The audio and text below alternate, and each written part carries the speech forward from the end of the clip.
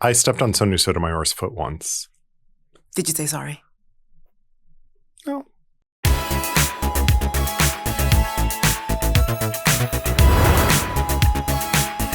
Welcome to Brief Recess. I'm Michael Foote. I'm Mélissa Malebranche. Today we're going to be talking about stolen antiquities, all the weird things Mélissa found at an estate sale, the crazy conversations I had with a bouncer, and J.K. Rowling.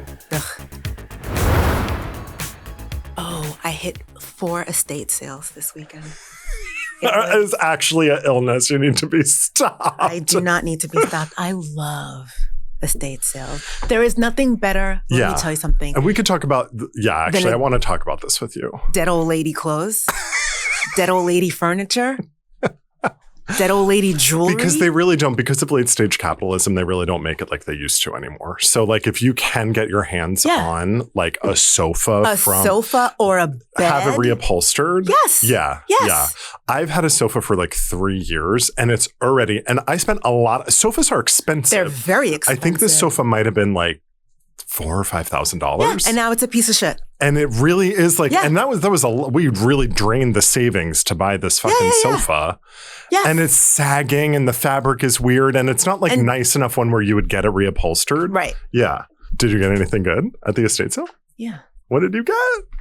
Mélissa goes to a lot of estate sales and I do. It's a problem. But ethically, she gets furs. And ethically, we feel like it's in this gray area where it's okay because the animal's already dead. And it is vintage. It is vintage. I would never buy a new fur coat. Never. I really wouldn't. The Swifties already hate me on the internet. So Why now do the they hate PETA you? people are going to come for me. I'm always posting Taylor Swift hate. She's a billionaire who's a climate terrorist. So I don't know. You know what? And there are a lot of them. No, She's not the only one. I'm critical of all of them, but I'm not going to be like, oh, she does a step touch in her concert and has some like nice visuals. I'm gonna lay off this billionaire. No. Anyway. Okay, sorry. So that's weird. But the PETA people will probably come for us for saying that. But I think vintage fur feels okay. It does feel okay to me. And I mean, and listen, I am more than willing to accept that maybe there's something that I might not know about this. And if somebody wants to nicely come at me. We're open to suggestions. We are. I really am. I'm one of the few men who actually takes notes and like says I'm sorry and incorporates it into his like work and life. So do you? Well, I don't know. If you ask my husband, he'd say something else. And let the record reflect that Michael Charles Foote filing a suit against me has never apologized to me ever. I apologize to you all the time. When? I don't know. I just felt like I should say that. He's a liar. I need my publicist on the phone. Get her on the phone, CJ. No. But you got good stuff at the estate sale. I did. I actually bought a shaved lamb's wool jacket. I love that instantly. You were like, oh, I got all this great stuff. Like, there was like sofas and like old lady stuff. No, right for the fur. She said, step aside, bitches. And I also got a couple of like cashmere sweaters. Okay, that's great. I love it. I read an interesting article about cashmere, how like we have overbred sheep in such a way that cashmere is no longer what it once was. So if you can get your hands on a vintage cashmere sweater, it will feel different than what we get. I definitely think that yes, I agree on that with the cashmere. So now cashmere is like 1 or 2 ply and it's basically see-through, which is why it's like relatively expense is relative. Yes. It's relatively less expensive than it used to be because the quality is diminished. Because now you can go to Bloomingdale's and get a $59.99 or there's cashmere like sweater. But it'll be very thin. It'll be very thin. Okay. It's like linen also. The quality is not as what it used to be, which is why I like estate sales. Life in late stage capitalism. So those estate sales sound really fun. I went with my mother. Magalie's out on the streets. Magalie was out on the street. Tell the people in America what happens when Magalie passes a car accident. So when we pass a car accident, I do my best not to look at all, right? Because I don't want to see any carnage, number one. You can't unsee that. You can't unsee that. Yeah, there's no one ringing that bell. You can't unsee that. But also, I am aware that when you're driving past anything, you kind of slow down, right? Sure. You can't help it, right? You just kind of slow down. So I will almost speed up to go past. And my mother inevitably, Mélissa, why? Melissa, I wanted to see. And I'm like, Mom, I don't want to see it. And she was just like, I want to see. I love that. It's really. It's like, let me go She's ahead. like, did I ever tell you what happened? I did tell you this story about my mother. This is a really long time ago. We were in Haiti and I don't remember. I must have blocked this out. We were headed home and there was a woman, 2 women and a child walking up the hill. And then the kid started to run out into the street. Oh no. And the mom grabbed him like, by the scruff of the shirt.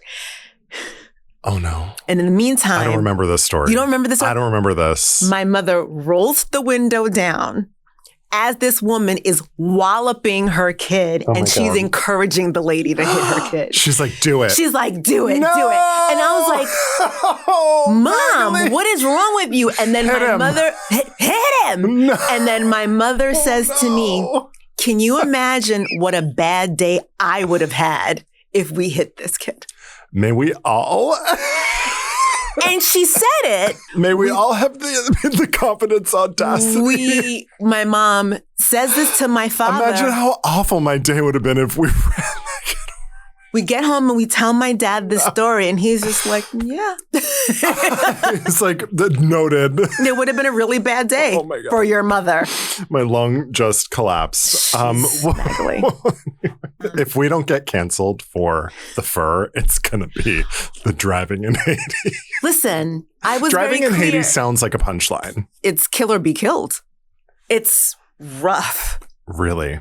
Yeah. I mean, I've never been to Haiti, but I can imagine. Like, anytime I've seen like videos of what it's like to drive in like India or what it's like to drive in Sri Lanka or Pakistan, there is a certain level of chaos. Sure. And I will say, if you can drive in those places, you can absolutely drive anywhere. I've been in a car with Melissa Malebranche a couple times. You've driven me. Yeah. Okay. We went to the beach that one time. Oh, that's right. Yeah.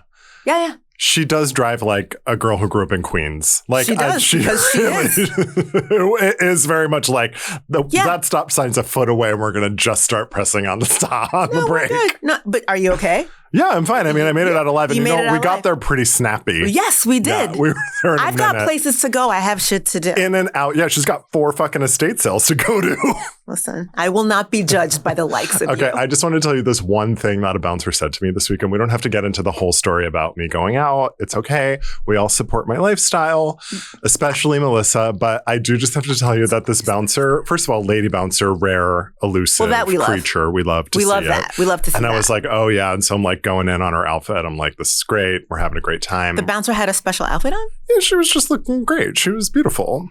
And so we were chatting. I feel like there's a line behind me. Okay, sorry. I feel like a bouncer would be wearing something. We're gonna chat. We're gonna kiki. No. Would be wearing something in case they needed to come. I mean, it was very like Buffy the Vampire Slayer. Like it was a lot of like leather, like dark colors. Yes. It wasn't like a Diane von Furstenberg wrap dress. Like it was like. I didn't think that, but like I didn't think it'd be an outfit that required commenting.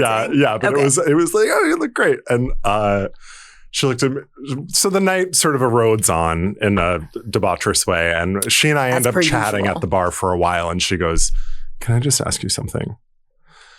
Are you white or white passing? It's like, that is a crazy question. I'm actually speechless. White passing or white presenting? Because I think she those said two white passing. Okay, those are different things. I know. I was like, this is. I think white presenting, you can't help it, right? That's just how you look, yeah, of course, yeah. White passing is when you were like skulking. Right. She was like, are you in here with all these white boys pretending to be and not like pretending to be white when you're not? It was like so interesting. We got into a whole identity politics conversation after that, but I thought it reminded me of your cousin who reached out to you asking to talk to a transracial couple. Right.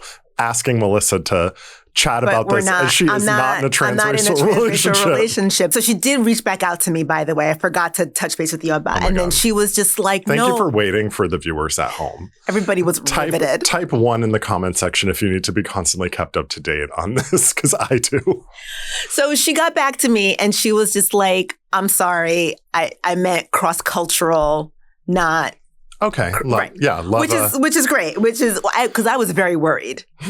I was worried that not that it would be an issue if I was married to a white man, but that they would think that my not white husband was white. Yeah. And what is the conversation that's been happening behind my back? RuPaul always says, it's none of my business what other people say about me. I don't believe that at all. Behind my back. I try to live by that because people really do talk shit about me. No, I want to know everybody who's talking shit about me. No, people on the internet. I'm really limiting the comments, what comments I read, because sometimes it's No, the internet, I think the internet is different, but I'm interested in knowing what my family thinks about me. Actually, that's the last people I want to know what they think about me. I'm scared. No, I want to know. And I will take them on. Let's take a brief recess. All right, so this is Sidebar, where I share all the weird things that happened to me in court this week. This is shout out to the baddies, to the girlies, to the nurses of New York City, because nurses are fierce divas who not only kept everyone alive during the pandemic. 100%. And then I was talking about this with my friend this week, and actually and then we just literally stopped thanking them one day. We were like, oop, done. Well, we stopped banging on them. We stopped banging them, and then it was like, okay, back to treating them like shit and underpaying them and not honoring their union contracts, right? So and not valuing them and deferring to doctors. Yeah, referring to So I had this client who she was experiencing extreme illness. I can't really say too much, but she was very sick. Mm-hmm. And so I had to go get her stuff from the detention center because they transferred her to the hospital without for treatment, her belongings, without any of her shit. Mm-hmm. And so I was like, all right, I got to go get her stuff from a detention center. Let's just say it's so far in Brooklyn, so deep in Brooklyn. You know what I say? What? Behind God's back. But when something is fucking far away, where is that behind God's back? Yes, that's literally, yeah. Behind God's huge back. We have passed. Sorry, shout out to God. Sorry. Type 2 in the comment section if you love God. So we're so far behind God's back that the matcha shops of Brooklyn are in a speck on the horizon. Mm-hmm. So I get all of her stuff. I book it back to the hospital. She's not conscious. I was hired by the family. I was not working with this individual. But I'm chatting with one of the nurses because nurses, they're like, oh, you're an immigration lawyer. A lot of nurses are immigrants. So they kind of, come over and want to kiki and they want to get the tea. Ask me a quick question. No, why is that actually? Okay, so because I know you have a lot of nurses in your family. I do.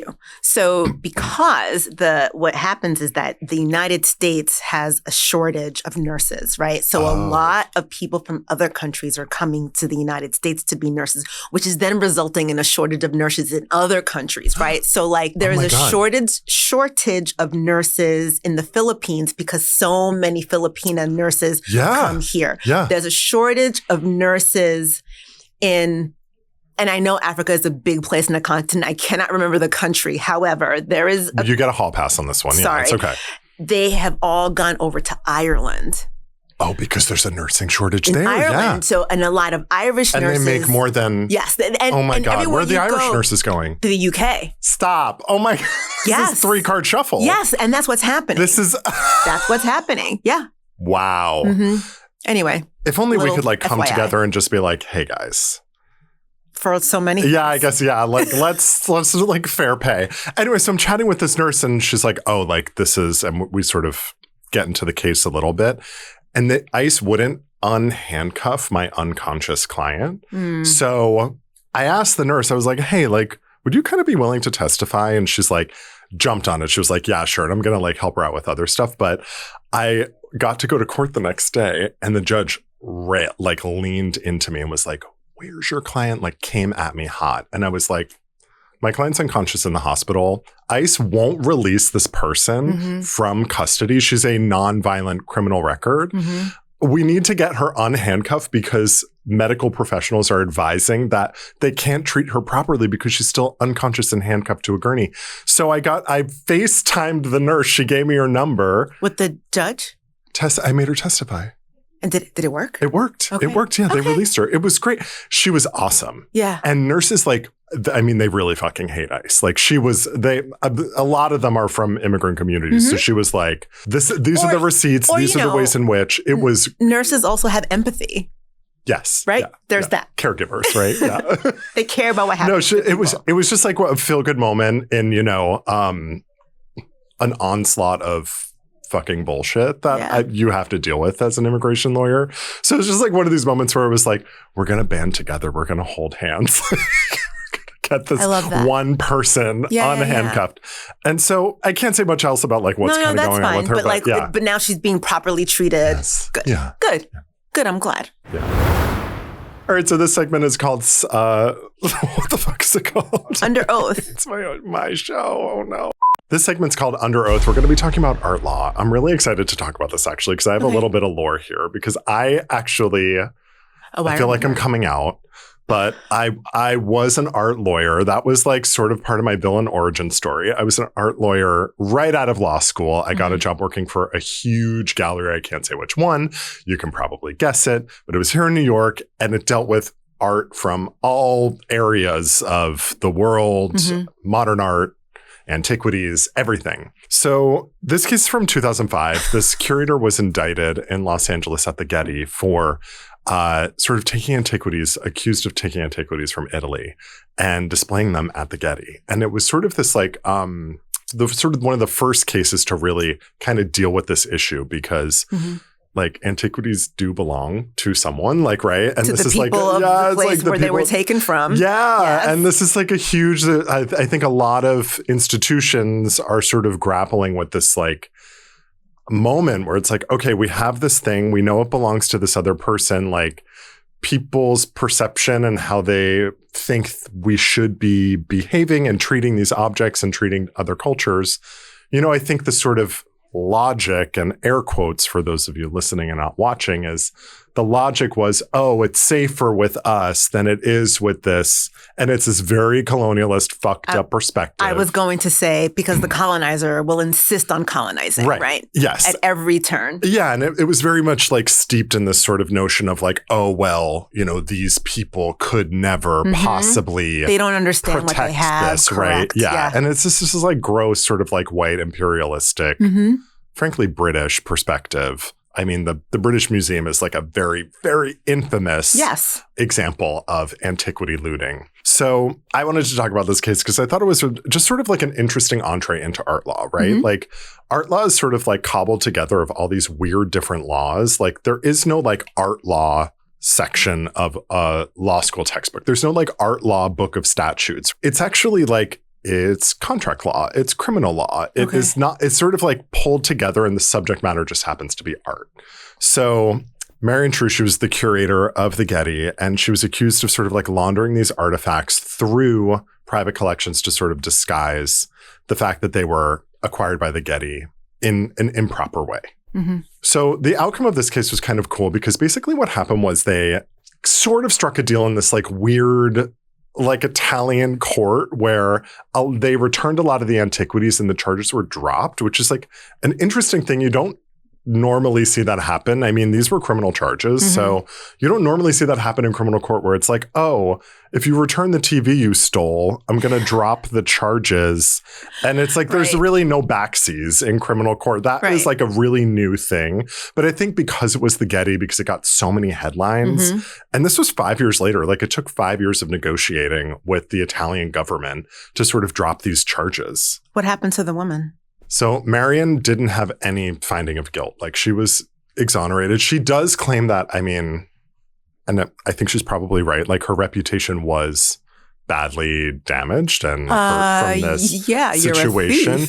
And I think contextually, like the criminal defense lawyer in me is like, yes, and everyone was doing this and this was the first time. Not to like say what she did was right. It was clearly wrong. There was a precedent. And this was the first time we've got a female curator. It's 2005. I don't know. There is something here there where I'm like a little bit stuck on it, where I'm like, yes, what she was doing was wrong. Everyone was doing it and we chose this person to make an example of. Like that felt a little like, ooh, there's something here. So since this case has happened, this was sort of like this beacon of how we're going to change the way we handle antiquities, right? So we now have to have established provenance with every sort of artifact that says like it came from this place and sort of like a certificate showing that like it's okay to do that. So if you're at the Met, you're at a museum and you see something like that, they probably have some sort of documentation that says that it's okay for them to have that. Are they borrowing it from the country? I mean, not in the before times, more now. Are they borrowing it? That's a great question because now I think there's like this sort of interesting trend that's happening with these institutions where they're like, ooh, this is like a bad PR moment. And it's like totally not worth having this like mummy in our, literally mummy in our museum. It doesn't look great for us. And people are kind of picking up on that. Yes, they are. The woke is coming for them. And so... The woke left without saying goodbye. Yeah. So, but they started doing a lot of repatriation where they're returning objects to. My eyes are on you, British Museum, because I don't know how much of this they've actually done. Well, I mean, I think it's not just the British Museum; it's the entire British system where they would go into countries and steal the jewelry. Yeah. And so there was sort of this like slate of international laws that came out that sort of governed this.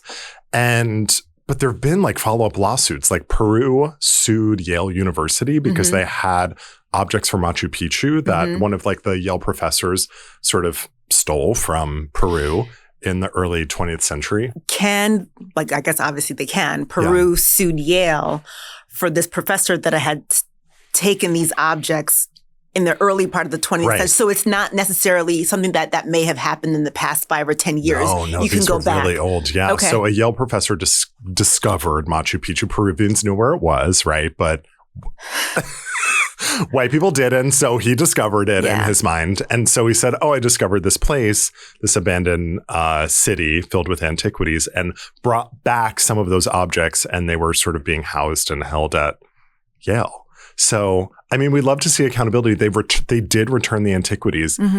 Peru did kind of have to like sue them to get that to happen. Right. Like, I don't love that part. No, so it's not like they were doing the right thing. They got sued and had to give it back. And this was actually right after the Getty. So this was in 2006. So there was sort of this like wave of, like this wave of people being like, oh shit, we might have kind of fucked this up. And there's like kind of press coming out around this. So there was also an interesting statute that the U.S. Enacted an act, the Native American Graves Protection and Repatriation Act, because there were literal Native American remains being displayed in museums. So that act has been pretty strictly enforced where people are returning, burial objects, literal bodies sometimes. So the craziest things do happen in the art world. Like, I think it is the most unregulated asset class. And so something I sort of learned quickly was that we're basically working for a finance company. It's an asset. And the contracts are just about art as an art lawyer. So I was an art lawyer for about 2 years. And I worked at this gallery and like the craziest things kind of happened. Did you like it? The silence is I don't know deafening. if I still don't know if I liked it because it was crazy. It's like hanging out with like your manic friend. Like it is going to be weird and crazy, but also like really fun, but also you're quickly going to get kind of tired. Okay. That manic depressive friend of yours. So you know who you are, Becky. I imagine there are a lot of also sort of really intense personalities, right? A lot of intense personalities, a lot of Nepo babies. There was a lot of like... Interesting. Yeah. Okay. Oh, yeah. The art world is governed by Nepo babies. It is all like the wealthiest people, their kids want to work in art. They are interested in contemporary art.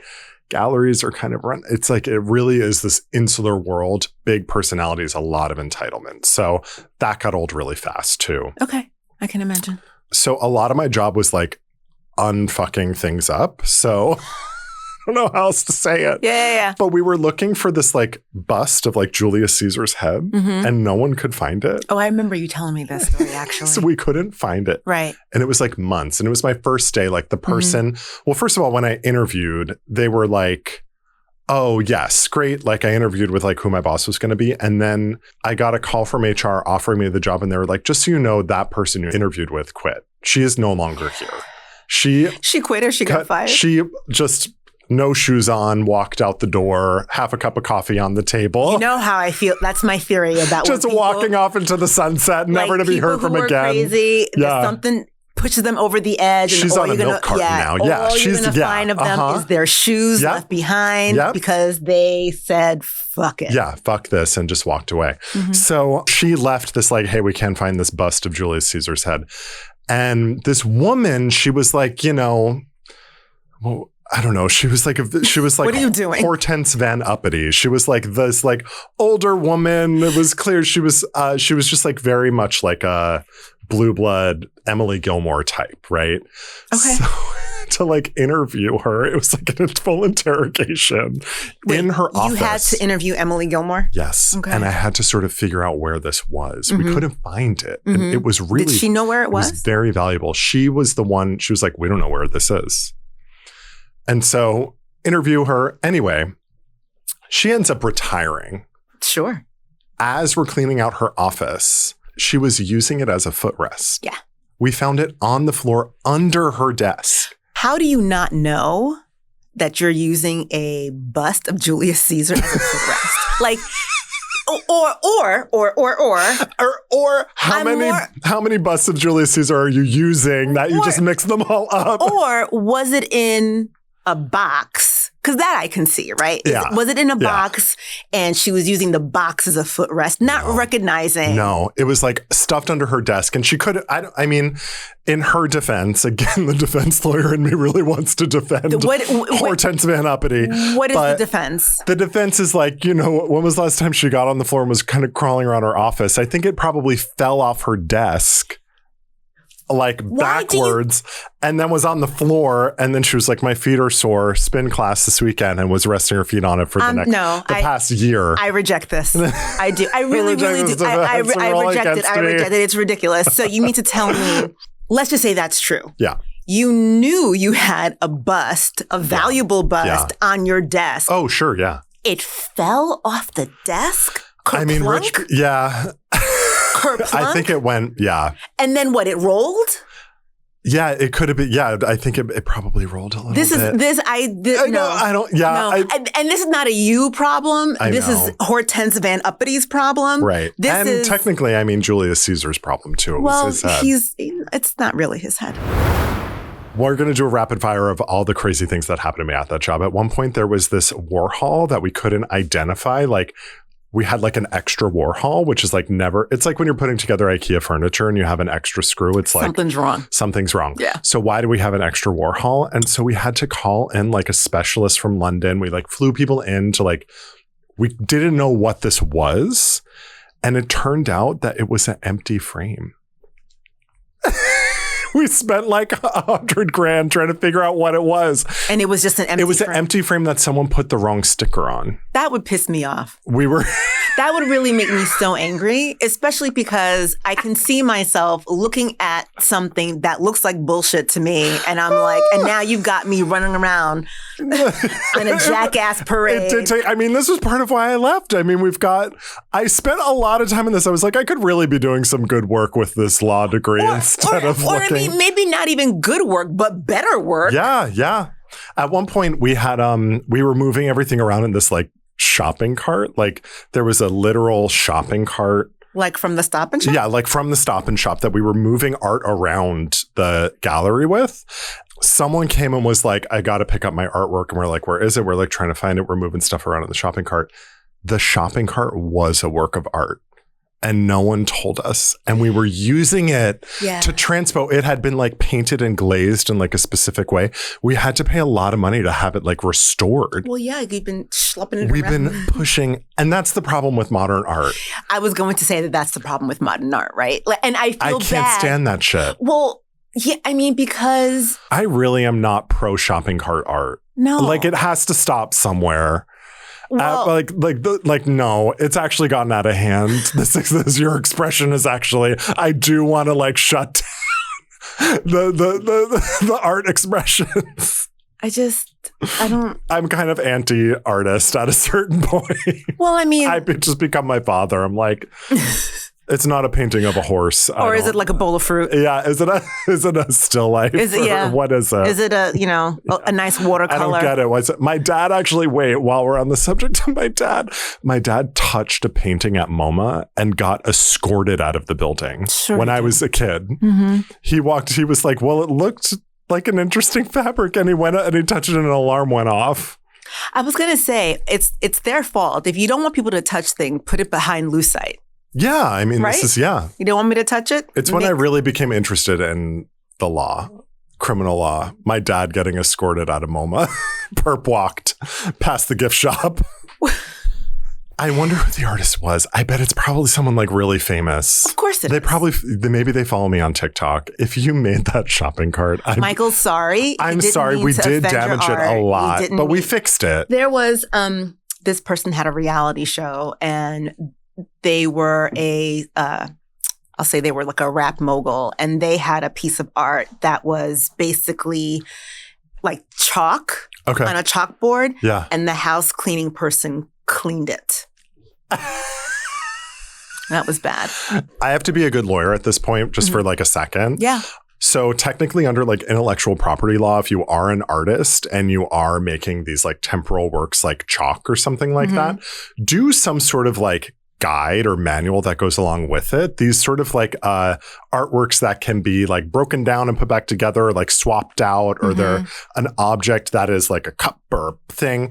Do like a manuscript around it. That can be the thing that your intellectual property attaches to, rather than the drawing of the chalk, which can easily be erased. It'll raise the value of your property. And I think that that's probably really valuable advice. I just think that probably somebody who is an artist is like Erykah Badu said, is an artist and they're sensitive about their shit and they don't want to take the time to do something like that. Of course. Do you know what I mean?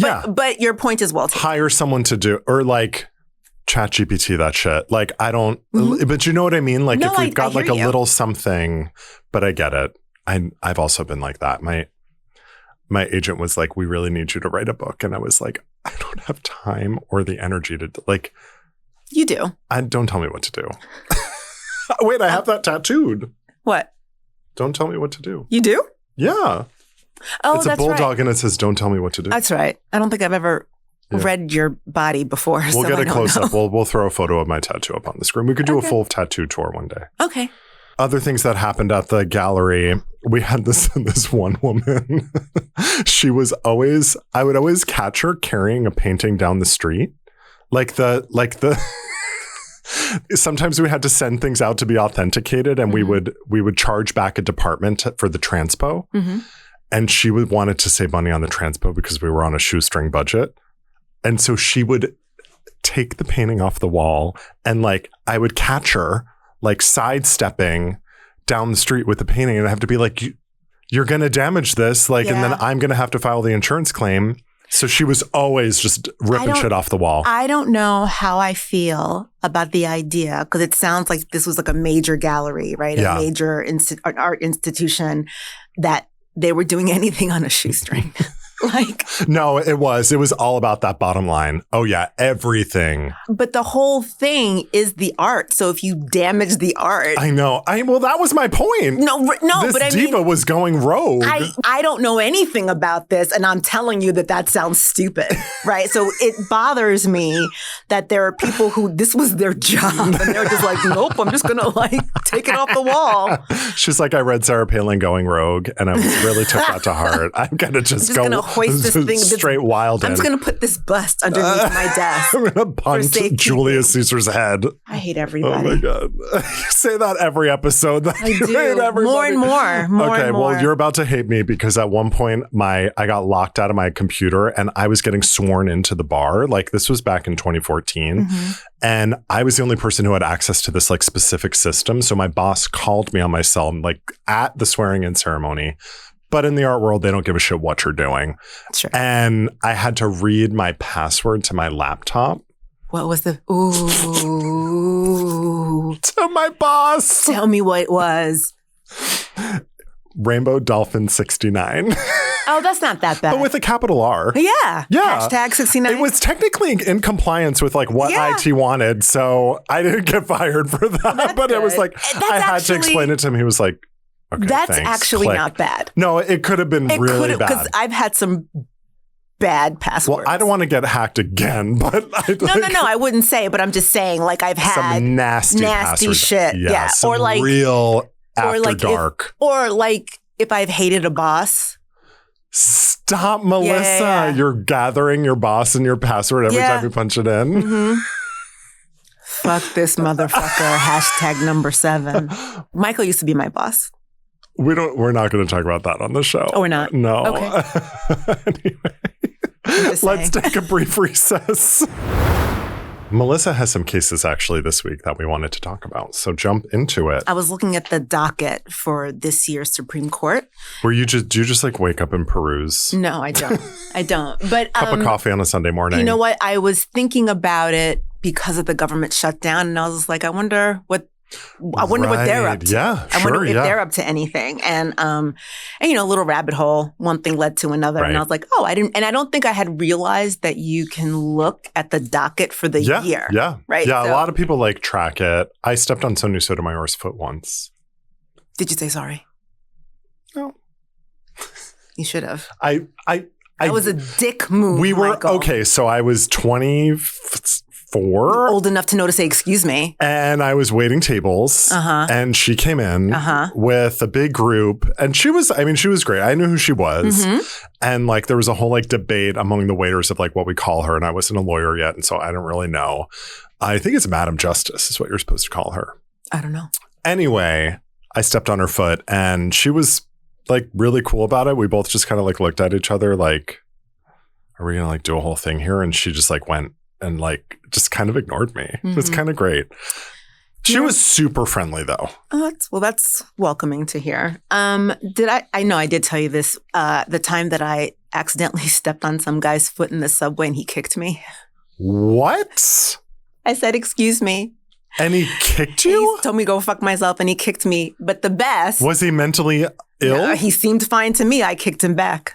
That, for me, all kidding aside, that was the part. Melissa. That was the part. When I tell you perimenopause, let me tell you about perimenopause. Perimenopause will make you do some shit.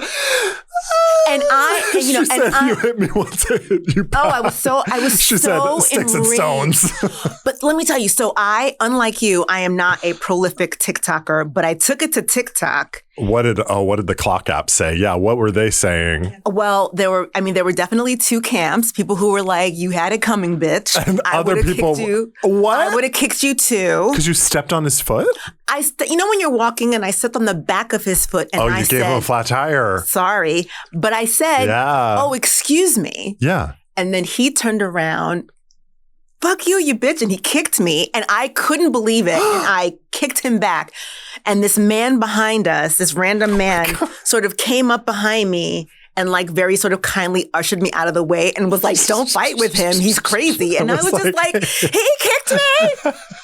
And I'm telling you, before perimenopause, I would have let it go. But if I had I might have cut him. Melissa auditioning for the Bend It Like Beckham sequel, just kicking the shit out of people. I can't even tell you. And the thing is, it's like, I think both of our kicks were like weak. Like, it wasn't like... Not even was it like... No. And it wasn't just like, yeah, I kicked his fucking ass. Cup. It was like this weak... But I was absolutely on fire in my soul. In my mind, you did something accidental that did not warrant physical intentional violence. I mean, the mens rea was present for that man. Well, I think I genuinely believe, and I was saying this to somebody the other day, I just think that post-pandemic, we are not okay. Like, just generally, the world is not okay. We're not okay. When I meet someone post-pandemic who hasn't gone to therapy, like, I went to so much therapy after because I just couldn't, I literally didn't know how to talk to people. I forgot. I forgot how to like relate to people. Which eye do you look in? Do you look in both? Like, it was like, how do I do this again? Like, it really took me a minute. It was clunky, especially with like client-based work. Like, how do you actually relate to someone with empathy after like when all of your insides are screaming that, you know, what we're doing is unsafe just being near each other? Like that was so spooky. Yeah. So I did. And a lot of people I know went to therapy or were in therapy during the pandemic. I actually wasn't. I stopped right before. And you're still wondering why you kicked someone? Because he kicked me first. It's not like I kicked him. He kicked me. I kicked him back. Fuck him. Fuck you, sir. Get out of here. Okay. Mélissa brought a case this week that she wants to talk about. The Supreme Court. So I was looking at the Supreme Court docket and they are bringing this case, and the case is called Chiles versus Salazar. Oh, yeah. And it is about Colorado law that is banning conversion therapy. So people who don't know what conversion therapy is, it is actually illegal in 25 states, which means that it's not illegal in the other 25 states. Yeah, I had a friend who went to a conversion therapy camp. Oh, yeah. He's still fucked up. Oh, right. Yeah. People who go through it really fucks you up because like, especially like at this time in your life when you're trying to figure your shit out and then someone is like forcing you to like not do that. It really does. Oh, I can imagine. Mess with you you're psychologically. Just sort of tamping down who you are. Right. Yeah. Yeah. And like it's some of it's like negative enforcement. I mean, it's really scary shit. And I also think the idea that usually if you are a young person who's going into conversion therapy, your parents have sent you to that. Right. Yeah, no, so, definitely. I can't imagine what that must feel like as somebody who's sort of trying to come into themselves and the people who should be the most loving, the most supportive are telling you that there's something wrong with you and that you need to fix it. And in the fixing, it's almost like a breakdown of who you are. It's also like the messaging that you're getting from a parent is that I don't love you the way you are. No, you have to be You've got to change in order to be person. acceptable to me. That is like the most fucked up thing, I think. I mean, my parents were contextually very cool with me coming out when I came out. And they were supportive like in their own way. I don't think like they definitely didn't do anything like that. But at the time, like they were so progressive about it. And I'm always so grateful for that because looking back, I mean, at the time, it didn't feel like a huge, big, crazy deal to me. But like looking back, knowing everything I know now about the world and how most gay people sort of enter it. Yeah. I don't know. I just feel like very grateful for the fact that they made it like a non-event, non-issue, especially then going to law school in the South when I was 23 and I had been out for 8 years at that point to meet all these gay men who were still so hung up on it. Deeply closeted. Really struggled with it. And I was like, it was a culture shock for me because I was very much like a Northerner going to school in the South. And I was like, I don't relate to this. Like this is like such a strange cultural difference. Yeah. It was different. It was hard to kind of connect with that community when I was there. Cause I was like, it's hard to really date when people are like very closeted or still hung up on it. And it was never something I was hung up on. You are permitted when you really needed it to be yourself. Exactly. Right. And now you've gone through college and now you're in law school. Yeah. And you are really yourself. Yes. And you are trying to connect with people, hopefully, who are also their authentic self. And you're also able to sort of like find parts about yourself that aren't sexuality based. Right. Like if you like, for me, it was like got through it, figured it out. Now I can explore like the other things I'm interested in, like what motivates me as a person, like what hobbies am I interested in, like how do I sort of want to enter this world. And I was able to sort of do that. And I think a lot of queer people who don't have that experience then are still figuring it out now, right? Right. Now these are sort of adult in their 30s trying to figure themselves out still. Yes. Right. But this ban, they're banning it in Colorado and it's made its way up to the Supreme Court. The Supreme Court is going to decide if they're going to hear it.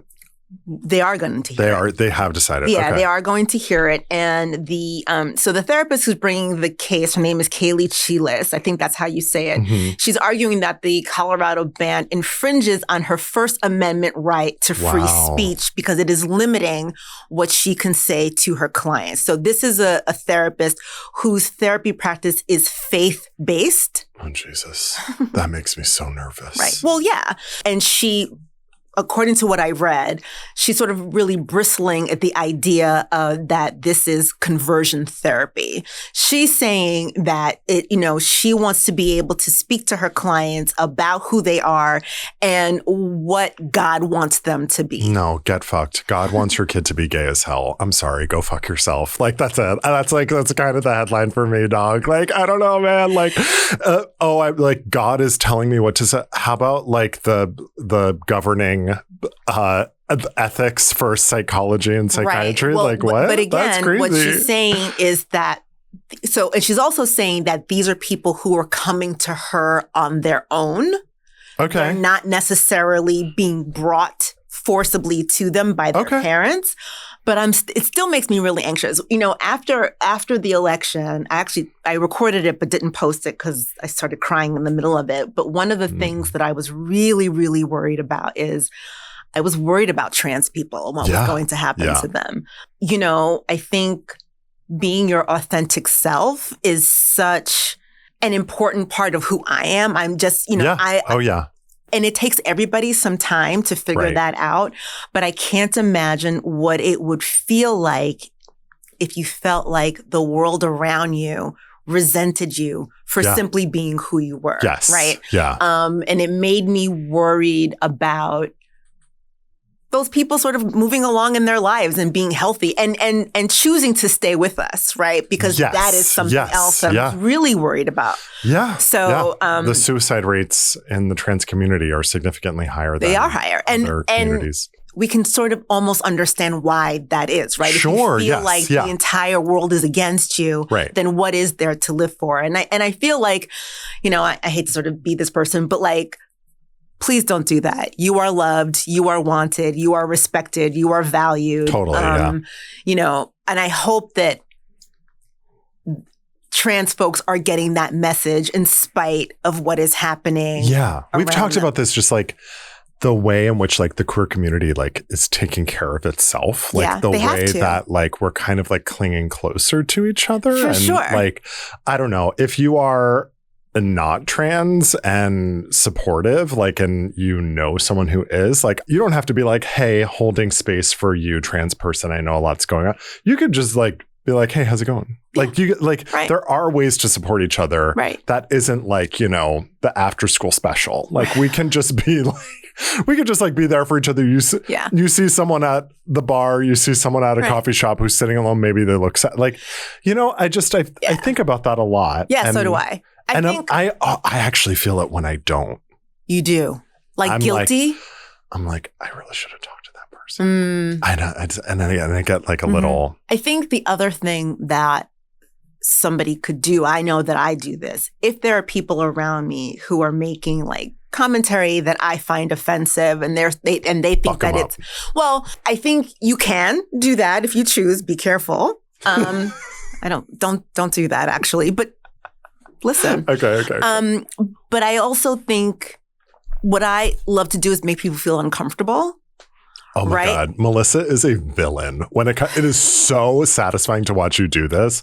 It actually is like a litigation strategy. And I don't know who taught it to you, where you found it from, discovered it yourself. I've told you before why. As a Haitian person. Okay. I have the blood of revolutionaries coursing through my veins. Yes. At all times. No, and that is actually in your bio. It's on your business card. Yeah, it is. So, but I do think that sometimes by making people who are offensive feel uncomfortable, right? Like, let's do an example.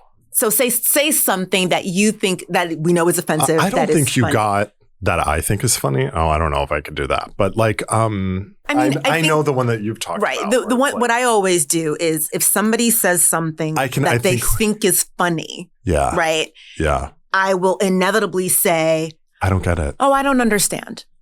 And then they'll say it again. And I'm just like, but wait, am I missing something? What part of that? Oh, I'm sorry. Explain it to me. And then eventually they're just like, oh.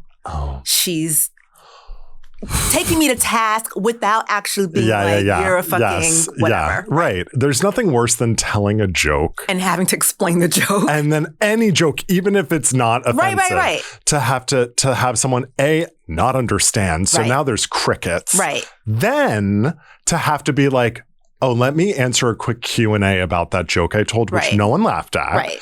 And now I'm realizing that I said something offensive. Offensive, not funny. Offended. Yeah. Like not clever. Yeah. I and it's not something that I do to just random people, but when people say things in front of me that I find offensive, that I know could be potentially hurtful for somebody else, I make them explain it to me. Explain it to me slow. And then explain it to me slow because, and then, and they usually sort of either like say, forget it, or they backpedal. Yeah, I don't. Wait, why is that funny? See? It's true. No, it's true. great. Like, and you works. you have to look at them right in the eye and be really uncomfortable about it. Like, right, get in their face. Blink. And you don't, and again, not everybody is comfortable telling somebody to go fuck themselves, right? No, not everybody I is am, comfortable. but yeah. Yeah, for sure. So am I. And like those of us who are like, let's do it from the chest. You do it, and I think you do what you feel comfortable with. I am comfortable in making people feel uncomfortable. I'm very comfortable with that. I can live in the awkward silence where, someone's getting called out on something, or if someone asks me something and I really need them to hear their own question, like getting comfortable with that like awkward minute of like, let me ask you a question. Okay.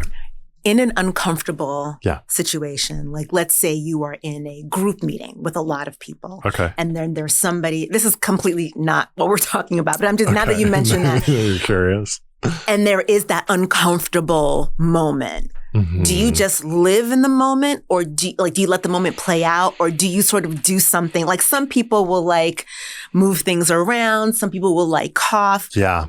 Do you want to know what I find stillness. Like, I'm just like. You just wait. I think there's power in stillness. I think we're all moving around a lot. So I don't know why I do this, but I fake sneeze. And I don't know. And I think because if I sneeze, does someone have a cat? Someone's going to say, bless you. And it'll break the No. I do. And now I've given away my thing, but because sometimes if the uncomfortable thing has nothing to do with me, but I'm here, I get very nervous. Oh, yeah. Right? But it's different. Our camera guy just fucking sneezed. Oh my God. I'm going to fucking atrophy. Stop. That was so funny. I do. And I don't know when I started doing it.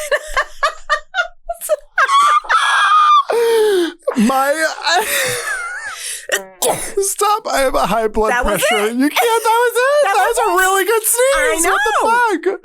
What is this method actor Jared Leto in the studio with us today? That's what I do. Oh my God. I have a friend who just sort of, she kind of does. But yeah, that's what I do. God. I fake sneeze because I'm so uncomfortable, and I gotta go. Someone's gonna say "God bless you," and it's going to like reset the moment. I gotta get out of here. My response is fight or flight. I'm like, get me out of the studio. So anyway, back to this case. Back to trans rights on the line. Anyway, I'm super interested to see what happens. I am too. I'm super worried about trans folks, and as a lawyer, I have to jump in and just sort of like compare like this to the gay cake baker lawsuit that the Supreme Court. So there will be like an interesting like call and response between those two decisions, right? Between this decision and that decision, right? But speaking of like allyship and like how you kind of relate, like we talked about like how to like relate and, sort of like handle a phobe, right? A transphobe, a racist person, a homophobe, whatever it may be. J.K. Rowling recently was talking to Emma Watson was talking to... No. Emma Watson. I am getting corrected. Any Harry Potter reference. There are like 10 people I send memes to. The only Harry Potter memes I send to people are to Mélissa. She's the only person I send Harry Potter memes to. And she loves, and you like every one of them. I love them too because I get it. If I'm hungover, it's Chinese food and Harry Potter movies on the sofa all day. That is my Sunday activity. As much as I have enjoyed the movies, my real thing is the the books. And just sort of really quickly about my foray into Harry Potter. I came to it late. I was a grown-ass adult when it first came out, and I thought it was stupid. I was like, the idea that me, as a grown woman, I'm going to read a book about a boy wizard, get the fuck out of here.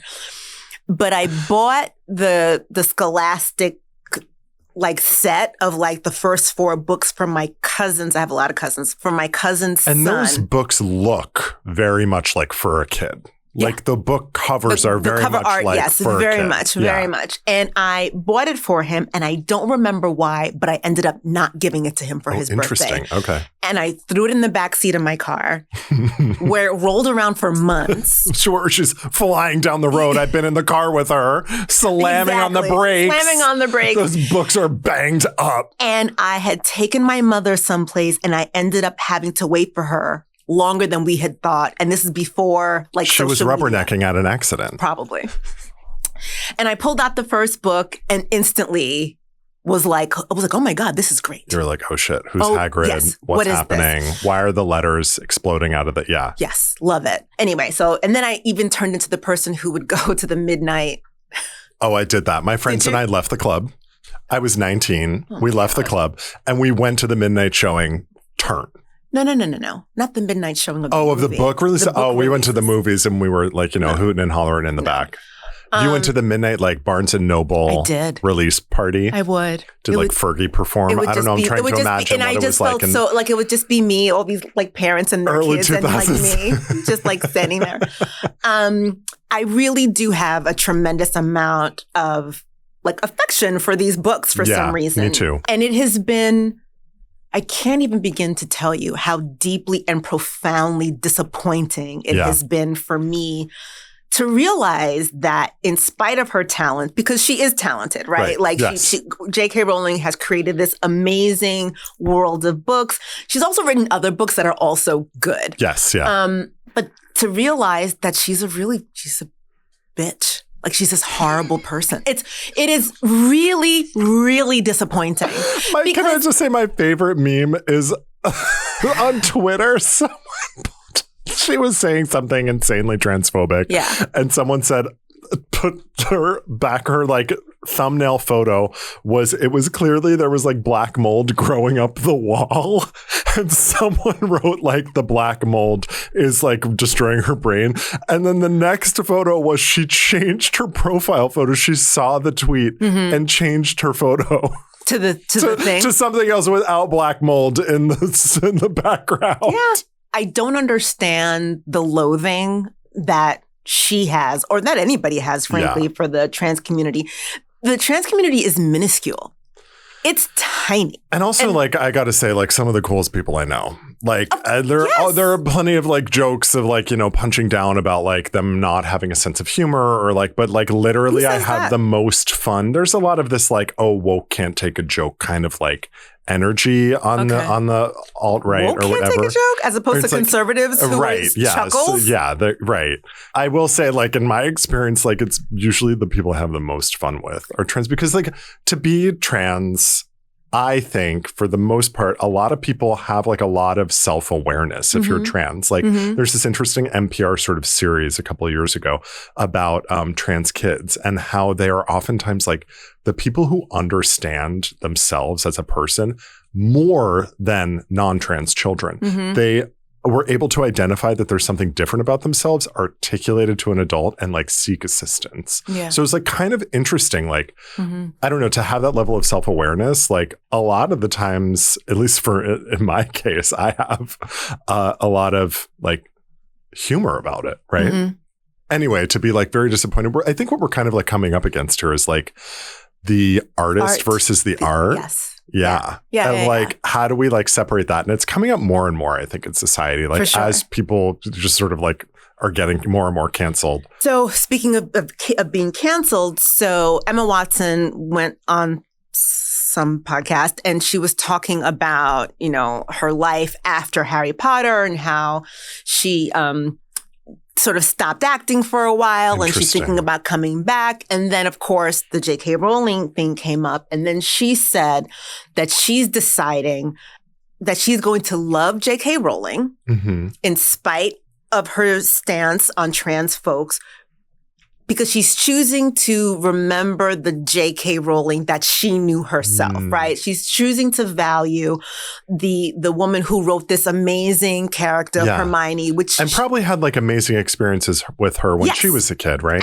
Absolutely. And, saying that, she's like, I am choosing to believe that there is something that she just does not understand. Right. I don't want to believe that she's a bad person. Right. I don't want to believe that this person that I loved is really sort of inherently evil. This feels like how people kind of like relate to a dead relative or parent or something like that. Like it's very much like, I'm going to choose to remember like the positive things.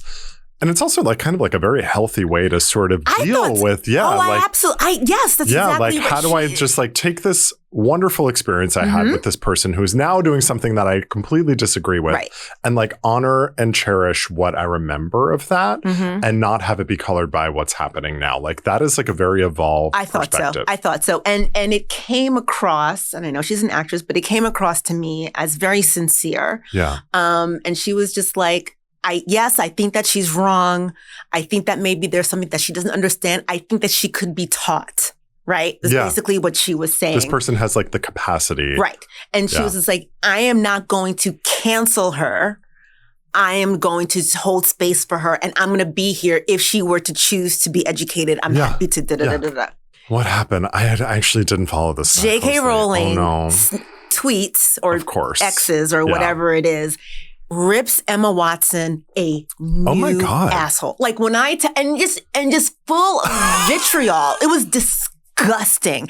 Wow. And basically was like what she thinks, what J.K. Rowling thinks is happening is that now it is no longer sort of attractive to be the person who hates J.K. Rowling, right? So that now Emma is changing her stance to sort of gentle her stance on what she had said about her before, because apparently Emma Watson, Daniel Radcliffe and Rupert had all come out and been like sort of against what she had said about trans people. Right.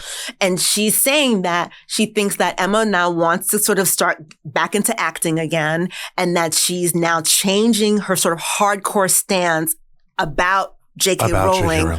To be gentler so that she herself becomes more palatable. Oh my God. And just going in about how this woman is ignorant and doesn't know anything. It was so fucking gross. That is crazy. Absolutely. Just so reprehensible. Like, would it not be better to be like, you know what, Emma? I disagree with you. I'm going to keep my stance. Yeah, I'm going to keep being this turf, right? Yeah. I'm going to keep on doing this. But I appreciate the love that you have for me. Right. I love you too. Even if to say, let's agree to disagree. Had some great memories as well. Yes. Gonna go back to being a turf.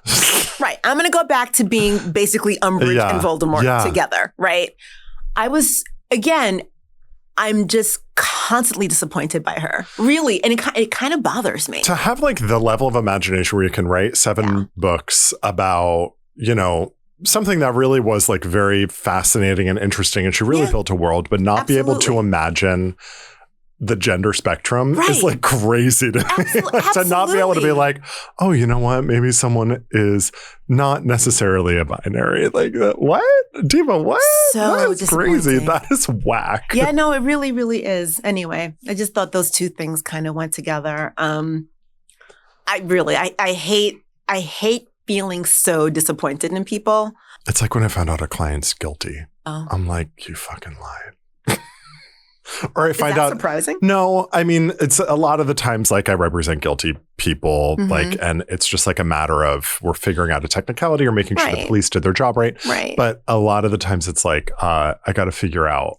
Like they lie to me. It's not necessarily that they're guilty, but they lie about the criminal record. About the lie, right? And I find out in like the most annoying way. It's always like right when I'm like about to really stick it to the prosecution that I find out about the criminal record. But the other thing is, I know you don't love being lied to, but also even guilty people deserve representation. Oh, of course, yeah. So I mean, like I feel like really strongly like I don't want to ever give J.K. Rowling another $1.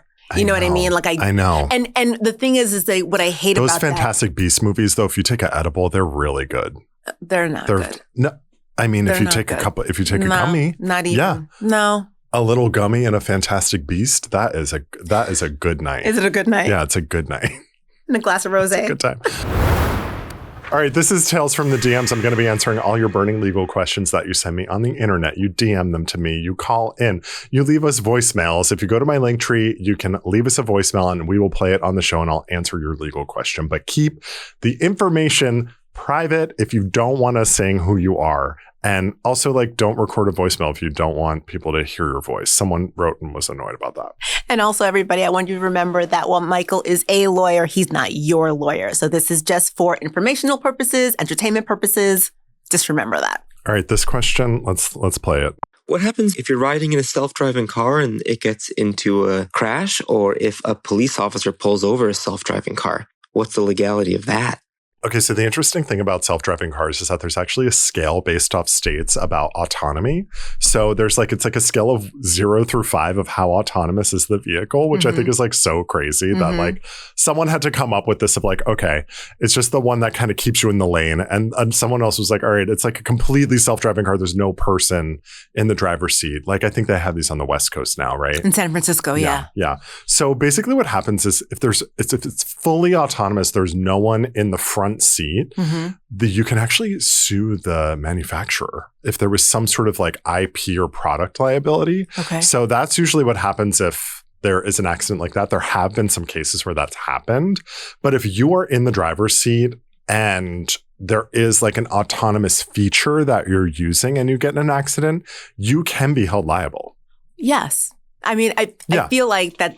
Sorry. I was surprised that when I learned about it, I was surprised that there was a literal scale of autonomous features. I thought that was cool. All right. But I'm such a loser. No. I mean, but I feel like if you are behind the wheel of the car, if you're using the adaptive cruise controller or something, you're still behind the wheel of a car. You are responsible. I guess I do love this because it's the one instance in society where we are passing the liability off on companies, not the individual. That is actually kind of fierce boots. I do love to see a company be held accountable rather than once? It was actually kind of iconic. Diva, I have so many questions. You guys are going to make him insufferable. I want to know how enforceable NDAs are. I have signed several in my life, especially with people who have been in a position of wealth and power. So you feel obligated to sign them here because you're getting a payout or compensation for whatever activity or work you're doing. Is that Stormy? You know what I hate? It took me a second to realize what you meant. So much has happened in the world that literally a porn star signing an NDA. Yeah. Such a slap at the president. I'm really interested to what's been going on in this person's life. Legitimately. I know. There's curious, some more here. Right? Yeah. There's something going on. Signing multiple NDAs. NDAs, okay, so this is kind of a hard question to answer, but I'm going to do my best. Okay. It depends on what the hell you signed. Some NDAs, there are contracts. So if it's a royally weird, fucked up contract that has all sorts of issues in it, it's not enforceable. So you really need a lawyer to look at what you signed because if you signed it under duress or there's a basic contract law has been violated in this document that you signed, it's not enforceable and you can't be held to the terms therein. Let me ask you a question though. What can you do if you've already signed it? If you've already signed it, you can bring it to a lawyer and show it to them. They really need to read it. Okay. But can they get you out of it if you've already signed it? Yeah. If there's some sort of critical flaw to a contract, you can get out of it. So, for example, you were forced to sign it. There was I'm a criminal lawyer, so contract laws are kind of foreign to me. But if you weren't given anything in consideration for your silence, so there was no payment or any sort of term that way. If the terms are really vague, where it's you can't say anything. It's about what? It has to be specific to one thing. Okay. Or a few things, but they have to be enumerated. Okay. So there has to be contract law. We can't just be making up laws and NDAs and they're still going to be honored by a judge. What happens if you break an NDA? Generally, the damages are enumerated in the contract. And that's something that would need to be enumerated for it to be enforceable, or that would be a sticking point. The thing about NDAs, though, that I do want to call out, Stormy, if you're listening, is that I think she's okay. She's okay. I think so. NDAs are often, it's the threat of litigation is what keeps people silent. It's not like if you say something instantly, there's like a carrier pigeon who like swoops in with a lawsuit. Like someone does have to be like, oh, you violated that. You broke that law. You broke that NDA. And here you are being served for damages because you violated that contract. So a lot of the times I think like people who sign NDAs stay silent because they think that there is something that's just going to like happen if they happen to violate it. But if it's been like a really long time or something like that, or the person really doesn't care anymore, like you don't necessarily have to pay those damages because someone would have to get a lawyer and sue you to enforce it. If somebody signs an NDA and the person dies, the one that you're signing it for, let's say you make me sign an NDA and then you die about something, and then I tell the world. If I were the drafting lawyer, I would want to make sure that there was some sort of clause about what happens. Yeah, because I mean, that'd be an interesting question. Yeah, transfer. Yeah. Okay, well, that's everything we have today on Brief Recess. I'm Michael Foote. I'm Melissa Malebranche. I'll see you in court.